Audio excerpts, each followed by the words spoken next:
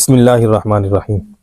یہ گزشتہ ایک دو دن میں ارشاد بٹی کو جو چھوٹے مرزا نے انٹرویو دیا، اس میں اس نے ایک جہالت بڑی بات کہی کہ جب اس نے پوچھا کہ آپ کے پاس دین کی کوئی سند بھی نہیں ہے، آپ پھر بھی دین بتا رہے ہیں، سمجھا رہے ہیں، تو یہ چورن بیچنا آسان ہے پاکستان میں؟ تو ذریت جہالت کے اس گمشدہ آخری فرد نے آگے سے یہ بات کہی کہ جی جو ڈگری ہیں یعنی اسناد ہیں وہ تو صحابہ کے پاس بھی نہیں تھی۔ حالانکہ یہ پرلے درجے کی جہالت والی بات ہے۔ صحابہ کی اسناد کیا ہے؟ عالم ارواح میں خدا تعالیٰ نے روحوں میں جھانکا تو نبی علیہ الصلوۃ والسلام کے صحابہ کی روحوں کو نبی علیہ الصلوۃ والسلام کے لیے چنا، سب سے پہلی سند۔ پھر دوسری صحابی کی تعریف یہ ہے، مرہ نبی صلی اللہ تعالیٰ علیہ وسلم مؤمنا بہ ومات علی الایمان، جس نے نبی علیہ الصلوۃ والسلام کی حالت ایمان میں زیارت کی، پھر حالت ایمان پر اس کا انتقال ہوا، وہ صحابی ہے۔ روئے زمین کے تمام اولیاء مومنین کامل لوگ سب کے سب مل جائیں لیکن صحابی کی گرد راہ کو بھی نہیں پہنچ سکتے،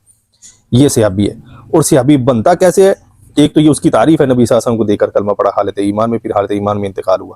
اور اس کے لیے تگ و دو کتنی کرنی پڑتی ہے، والدین چھوڑنے پڑتے، اپنے گھر بار چھوڑنے پڑتے، کاروبار چھوڑنے پڑتے، دوست احباب چھوڑنے پڑتے، یہاں تک کہ اگر بیٹا بھی سامنے آئے تو اس کو بھی قتل کیا، یہاں تک کہ اگر باپ نے نبی صلی اللہ علیہ وسلم کی شان میں کوئی بات کہی تو بیٹے نے باپ کے منہ پر تھپڑ بھی مارا، اور بیٹے سے بھی یہ کہا کہ اگر ایک دفعہ بھی میری تلوار کے سامنے آ جاتا تو میں دشمن رسول اللہ صلی اللہ علیہ وسلم سمجھ کر تجھے قتل کر دیتا۔ شہر چھوڑے، سب کچھ چھوڑ دیا اسلام کی خاطر، اسے کہتے ہیں صحابی۔ اور قرآن مجید فرقان حمید میں خدا تعالیٰ پھر صحابی کی جو سند ہے اس پر مہر تصدیق ایسے ثبت فرماتا ہے، لقد رضی اللہ عن المؤمنین اذ یبایعونک تحت الشجرہ،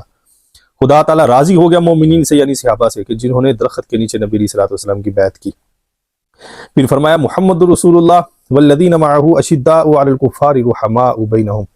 کہ محمد صلی اللہ تعالیٰ علیہ وسلم اللہ کے رسول ہیں اور جو ان کے ساتھی ہیں وہ آپس میں بڑے مہربان ہیں اور کفار پر بڑے سخت ہیں۔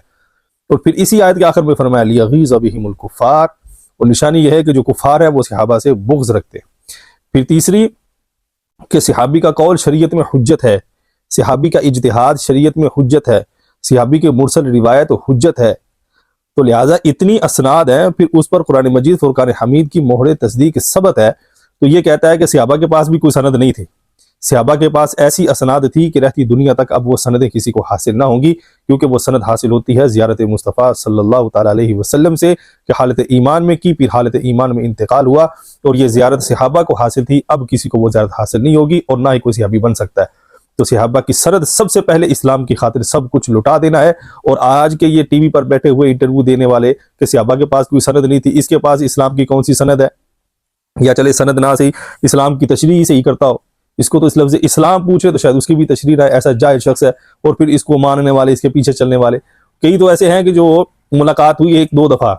تو جب اس کی جہالتیں انجینئر مرزا کی اس کے سامنے رکھی، چھوٹے مرزا کی، تو وہ کئی کہہ دیتے ہیں یار بیچ بیچ میں چولے بھی مار جاتا ہے۔ تو لہٰذا جس کے فالوور اس کو کہیں کہ یہ کبھی کبھی چولے بھی مار جاتا ہے، وہ کہہ رہا ہے کہ صحابہ کے پاس کوئی سند نہیں تھی۔